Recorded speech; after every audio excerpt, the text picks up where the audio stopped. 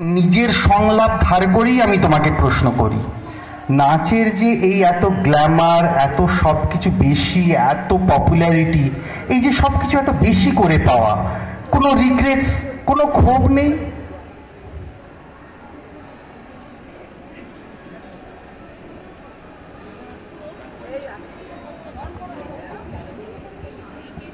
Hello hello hello hello hello, নমস্কার, শুভ সন্ধ্যা। আর এত সুন্দর একটা এই অনুষ্ঠান আয়োজন করার জন্য সৌরভদাকে মানে অনেক অনেক ধন্যবাদ। আর নাচ সম্পর্কে বলতে গেলে রিগ্রেটসও একদমই নেই। মানে নাচ নাচ আমি ওটা মজা করে প্রশ্ন করেছিলাম। মানে আমি যেটা বলতে চাইছি যে এই যে এটার এত সেলিব্রিটি স্টেটাস, এটার তো একটা নিজস্ব চাপ আছে। মানে আমি যেটা বলতে চাইছি, ধরো এরমভাবে বললে ব্যাপারটা বুঝতে পারবে, নাচ জিনিসটার এত গ্ল্যামার আছে। ধরো গান, একটা সিনে যখন ইউজ হয়, একজন খুব হ্যাপি, সে গান গাইছে, সে খুব স্যাড, ভেঙে পড়েছে, সেখানেও একটা গান গাইছে। কিন্তু সিনেমায় হয় যখন খুব জোভিয়াল, যখন প্রেমে পড়েছে তখন নাচ হয়। কেউ যখন ভেঙে পড়েছে, দুঃখে পড়েছে, ওইটা নাচ দিয়ে ডিপিক্ট করাটা জেনারেলি খুব সিরিয়াস ডিরেক্টর ছাড়া এটা পুল অফ করা যায় না। মানে এটার গ্ল্যামারটা এত বেশি যে ইমোশনের একটা পার্ট, 50% পার্টে ওটা প্রায় অচ্ছুত। মানে আমি একটা স্যাড সিকোয়েন্স নাচ দিয়ে পুল অফ করার ক্ষমতা কিন্তু খুব কমই আছে। তো এই যে এটা সেলিব্রিটি স্টেটাসটা, মানে অ্যাজ গুড অ্যাজ, মানে শর্মিলা ঠাকুর যখন বুফো করে খোঁপাটা বাঁধলেন, তিনি কেন সত্যজিৎ রায়ের ছবিতে বুফো করে বেঁধেছেন এটা নিয়ে তর্ক বেঁধে গেল।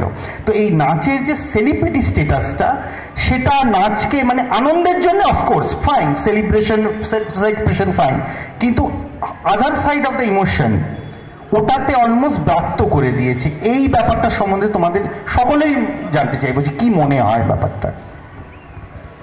আমরা নাচ দিয়েও কিন্তু আমাদের কষ্ট, আবেগ আমরা প্রকাশ করি সেখানে। মানে এই কিছুদিন আগেই তুমি যে করালে এই নৃত্যনাট্য চোখের বালি, সেখানে আমরা দেবলীনার যে অভিনয় এবং সেখানে নাচও ছিল, তা সেখানে তার যে প্রতিটা যে ভঙ্গিমা, সেগুলো কিন্তু মানে নৃত্যনাট্য কেন্দ্রিক। তো সেখানে কিন্তু ওর ওই নাচের মধ্যে দিয়ে যে আবেগও দেখিয়েছে, যে বিষণ্ণতা দেখিয়েছে, মানুষের চোখে কিন্তু জল এনেছে। তো সেই নাচ, গান যেমন ইমোশনটাকে প্রকাশ করে, নাচও সেই একইভাবে কিন্তু তার নিজের ভেতরকার ব্যবহার করতে জানতে হবে। হ্যাঁ, এক্স্যাক্টলি, সেটা ঠিক জায়গায়, মানে উচ্ছ্বাসের জায়গায় উচ্ছ্বাসের নাচ, আর কষ্টের জায়গাতেও সেই কষ্টটাকে প্রকাশ করার জন্য সেই রকম নাচও আছে যেটাকে প্রকাশ করা যায়। একদম একদম। অজন্তা, তোমার সম্বন্ধে আমি বেশি কিছু জানি না, তো ছোটবেলা থেকে তোমার নাচ করার ইন্সপিরেশন, তোমার জার্নিটা যদি একটু ছোট করে আমাদের বলো। শুভ সন্ধ্যা সবাইকে। আমার ছোটোবেলার থেকে নাচের ইন্সপিরেশন ইজ মাই মম। আমার মা ডান্সের টিচার, অ্যান্ড আমার মায়ের নিজস্ব ডান্স স্কুল ছিল। আর মা ছোটোবেলার থেকেই একটা ইন্সপিরেশন ছিল নাচের।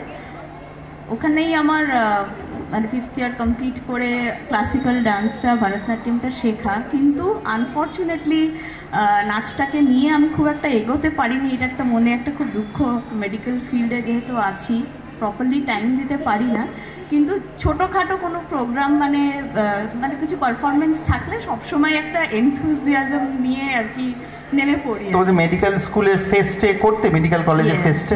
Yes, of course. আমার যখন কলেজ ফেস্ট থাকতো, আমাকে মানে সবাই একটা মানে বলতো আর কি, যে একটু ট্রাই কর অ্যাটলিস্ট সেই ছোটোবেলার সেই ভারতনাট্যম, সেই ক্লাসিক্যালটা কিছু পুট আপ করার চেষ্টা করেছি। 5 বছরের মধ্যে 1-2 বছর করতে পেরেছি আর কি। তোমার এই লম্বা চুলটা মেনটেন করা, এটা কি নাচের প্রীতি থেকে, নাচকে সাহায্য করবে বলে? এটা আমার একটু জানার ইচ্ছে আছে। লম্বা চুলটার কোনো মানে এটার কোনো মানে স্পেশাল কিছু কজ নেই আর কি। এটা এমনি মানে একটা জেনারেশন। তোমার নাচকে সাহায্য করে এটা। Thank you so much, thank you Saurav. আমি স্বাতীর কাছে যাব। স্বাতী, একটা জিনিস আমি তোমার কাছে জানতে চাইবো, বেড়ে ওঠার পরিবেশটা আমরা ধরো কল্যাণীতে যেটা পেয়েছি সেটা কতটা তোমাকে হেল্প করেছে এই আর্ট ফর্মটার সাথে, আর ফর দ্যাট ম্যাটার যে কোনো আর্ট ফর্মের সাথে যুক্ত থাকতে গেলে বেড়ে ওঠার পরিবেশটা কতটা ম্যাটার করে বলে তোমার মনে হয়? সেটা তো মানে শুভ সন্ধ্যা সবাইকে। তো আমার মনে হয় মানে বেড়ে ওঠার সময় আর পারিপার্শ্বিক পরিবেশ, বাড়িতে মা বাবার প্রচেষ্টা, যে কোনো একটা যেরকম হয় যে কোনো বাঙালি ফ্যামিলিতে আমার মনে হয় ছোটোবেলা থেকেই হয় নাচ গান, ছেলে মেয়ে সবাইকে ড্রয়িং, এসবগুলো ছোটোবেলা থেকেই শেখানো হয় যাতে তারা জানতে পারে যে কোনটায় তাদের ইন্টারেস্ট, আর তারপর সেটা তারা পরবর্তীকালে পারসিউ করে। তো ডেফিনেটলি আমার মনে হয় আশেপাশের বন্ধু বান্ধব, পাড়া প্রতিবেশী, সেখানের প্রোগ্রাম, সেগুলোকে নারিশ করতে অনেক বেশি হেল্প করে। তো সেই জন্য এই পারিপার্শ্বিক পরিবেশ আর বাড়ির পরিবেশ এই দুটো খুবই হেল্প করে, যেটা তাতে আমাদের আর্ট ফর্মটা আরো বেশি করে এক্সেল করতে পারে। একদম একদম একদম। সৌমিতার কাছে ফিরে আসছি। তুমি দুজন বাচ্চার মা, তুমি এত বাড়ির তোমার ভরা সংসার, তোমার শ্বশুর শাশুড়ি সবাইয়ের প্রতি রেসপন্সিবিলিটিটা সামলে এত কটা বাচ্চাকে এত কদিন ধরে মানে এই অপরিসীম এনার্জিটা তুমি কোত্থেকে পাও সেটা আমার জানার ইচ্ছে। কেননা আমি রিহার্সালে কয়েকদিন নাটকের রিহার্সাল করাতে গিয়ে আমার মনে হয়েছে আমার সব কিছু ড্রেন হয়ে গেল। তোমার এই এত এনার্জি, তোমার বুস্টটা, এইটা আমি যেমন জানতে চাই।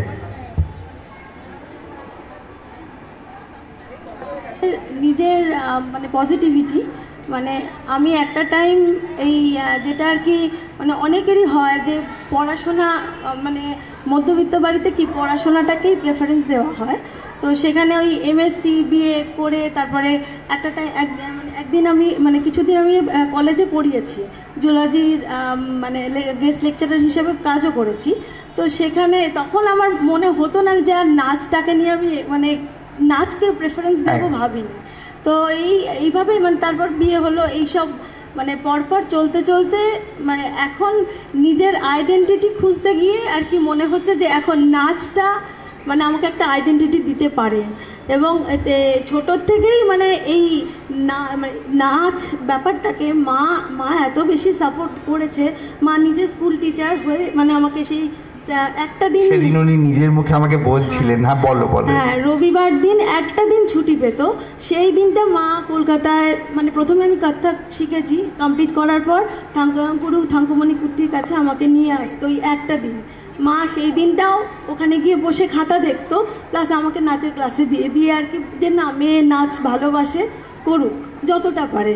কিন্তু সেই মানে নাচ নিয়ে কোনোদিন এত দূর ভাববো কখনোই ভাবিনি। তার জন্যে আমার শ্বশুরবাড়ি, আমার মা বাবা তো আছেই, আমার শ্বশুরবাড়ি, আমার মামনি, বাবাই, আমার হাজব্যান্ড এবং তার সঙ্গে আমার ছোট ছোট দুটো বাচ্চা, মানে তারা ভীষণ সাপোর্টিভ। সেটা তো আমরা দেখি। হ্যাঁ, আর আরও বড় একটা কথা, পিএস ইগজোরার মতন এত সুন্দর একটা মানে সোসাইটিতে আমি যে নিচে এই কমিউনিটি হলে আমি এটা মানে বিশাল সুযোগ, মানে আমাকে যদি বাইরে গিয়ে এটা করতে হতো এই সুযোগ এই সময় আমি দিতে পারতাম না। এবং তার জন্য আমি মানে আমার ছোট থেকেই যে কাজটা করেছি যে একদম ফুল এনার্জি, ফুল ডেডিকেশন দিয়ে ব্যাপারটা করব সে সব ক্ষেত্রেই। তো সেই জন্যই মানে সেইখানে এনার্জিটা মানে বাড়ির সবার সাপোর্ট পাচ্ছি। এবং সেই তার সঙ্গে যে একটা আইডেন্টিটি নিজের তো খুব দরকার লাগে। মানে এখন আমার সেই পরিস্থিতিটা নেই যে আমি আবার বাইরে কলেজে চাকরি খুঁজতে যাব, বা সেই জায়গাটা করতে গেলে আমার ছেলেগুলোকে আমি দেখতে পারবো না। তো সেই ছেলেদেরকে মানে দেখাশোনা করেও বাড়ির চৌহদ্দির মধ্যে থেকেও যেইটুকু করতে পারছি, নিজের আইডেন্টিটি খুঁজে পাচ্ছি। একদম একদম, এটাই আমার সব থেকে বড় এনার্জি। একদম একদম একদম, এটার জন্য একটা হাততালি হয়ে যায়। স্বাতী আর অজন্তার কাছে জানতে চাইবো, এই তোমাদের নাচ নিয়ে থাকা এবং নাচটা পারসিউ করার যদি কোনো একটা মজার ঘটনা, কোনো একটা সুন্দর পারফরমেন্সের অভিজ্ঞতা যদি তুমি আমাদের সঙ্গে শেয়ার করো।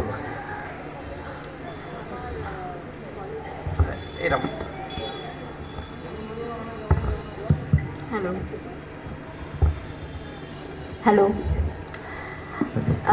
নাচের একটা কোরিওগ্রাফি কম্পিটিশন ছিল আমাদের, ইন্টার কলেজ কম্পিটিশন হতো, মানে মেডিকেল কলেজেস, ডিফারেন্ট মেডিকেল কলেজেসের ইন্টার কলেজ কোরিওগ্রাফি কম্পিটিশন থাকতো। সেটাতে আমরা 5টি মেয়ে, মানে আমার ইয়ারের, আমরা 5টা phase of the women struggle দেখিয়েছিলাম। 5টার মধ্যে কয়েকটা আমার মনে আছে, একটা ডোমেস্টিক ভায়োলেন্স, একটা অ্যাসিড অ্যাট্যাক, একটা হচ্ছে পভার্টি ইস্যুস সামথিং, মানে আনএডুকেশন। তো এই কয়েকটা থিম নিয়ে আমরা এরকম 5টা থিম ফর্ম করেছিলাম। সেটা 5টা ফেজে আমরা ক্লাসিক্যাল ডান্স করে সেটা পোর্ট্রে করেছিলাম, and we got the first prize, winners মানে পেয়েছিলাম। আর কনসেপ্টটাও খুব আমাদের মানে টাচিং ছিল। তো সেটা একটা খুব মানে একটা মনে হলো যে ওগুলো সারা জীবনের সম্পদ, মানে কখনো যখন লো ডাউন মনে হয়, খুব একটা মানে ডিপ্রেসিভ ফেজ যখন থাকে, তখন মাঝে মধ্যে ইউটিউব খুলে আমার লোবেলিয়ার পারফরমেন্সেসগুলো দেখি, যে আই রিলিভ মাই মেমোরিজ। একদম একদম। স্বাতী, তোমার কাছে শুনবো, তোমার যেটা বলতে ইচ্ছা হবে তুমি বলো, তোমার এতদিনকার ইয়েতে, বা যদি নাচ সম্পর্কিত অন্য কোনো ঘটনা বলতে ইচ্ছে করে তুমি সেটা আমাদের সঙ্গে শেয়ার করো প্লিজ। তো আমি এমনিতে তো ভরতনাট্যম শিখেছিলাম ছোটবেলা থেকে। তো তারপরে যেরকম হয় আর কি, সেই মাধ্যমিকের পড়ার চাপ, এইচএস পড়া, দেন ইঞ্জিনিয়ারিং, তো তারপর আমার ডান্স শেখাটা বন্ধ হয়ে গিয়েছিল। তারপর আমি আবার চালু হয়ে যখন আমি পুনেতে চাকরি করতে চাই, অ্যান্ড তারপর বিয়ের পর ওখানে একটা ডান্স একাডেমি জয়েন করি, কিন্তু সেটা ওয়েস্টার্ন ডান্স একাডেমি ছিল, মানে ওরা বলিউড, হিপ হপ, জ্যাজ এরকম সমস্ত ডান্স স্টাইলের ওপর করতো। তো যার ফলে মানে ওটা একটু এন্টারটেনিং, ডান্স কাম এক্সারসাইজ দুটোই হতো আমার একসাথে। তো সেখান থেকে ওদের একটা অ্যানুয়াল ফাংশন হতো রিদম বলে। তো সেখানে আমরা একবার মাধুরী দীক্ষিতের সমস্ত সংগুলো একটা কম্বো বানিয়ে একটা প্রেজেন্ট করেছিলাম। আর সেটার থিম ছিল যে সমস্ত ম্যারিড ওমেন, বিকজ ওখানে ছোট বাচ্চা থেকে শুরু করে ডান্স একাডেমি সবাই শেখে। তো সেখানে ওটা লেডিস স্পেশাল গ্রুপ বলে শুধু ম্যারিড ওমেনদের দিয়ে ওটা করিয়েছিল।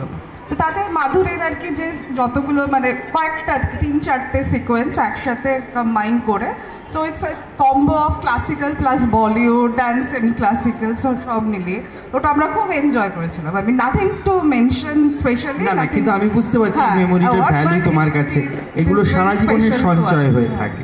ঠিক ঠিক ঠিক। এই 3জনের জন্যই একটা হাততালি। আমরা এসে পৌঁছেছি আমাদের নাচ ঘরের শেষ পর্যায়ে। আমি 3জনকে অনেক ধন্যবাদ আমার সঙ্গে যোগ দেওয়ার জন্যে। আমাদের পরের সেগমেন্টে আমরা চলে যাব, আমাদের শেষ পর্ব বক্তৃতা ঘর। বক্তৃতা ঘরে আমি ওই যে বললাম সেটা বড় বাড়াবাড়ি হয়ে যাবে, এইটা হচ্ছে ব্যাপার।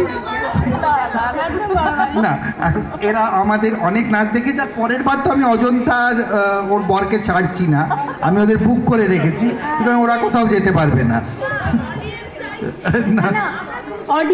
অডিয়েন্স স্বাতী আর অজন্তার নাচ চাইছে, সম্বিধান নয়, দেখে দেখে বোর হয়ে গেছে। আমি রেসপন্সিবিলিটি নিলাম, পরের প্রোডাকশনে ওদের দুজনের নাচ থাকবে, আমার পরের প্রোডাকশনে। তার জন্য আপনাদের আরেকটা একটু ওয়েট করতে হবে।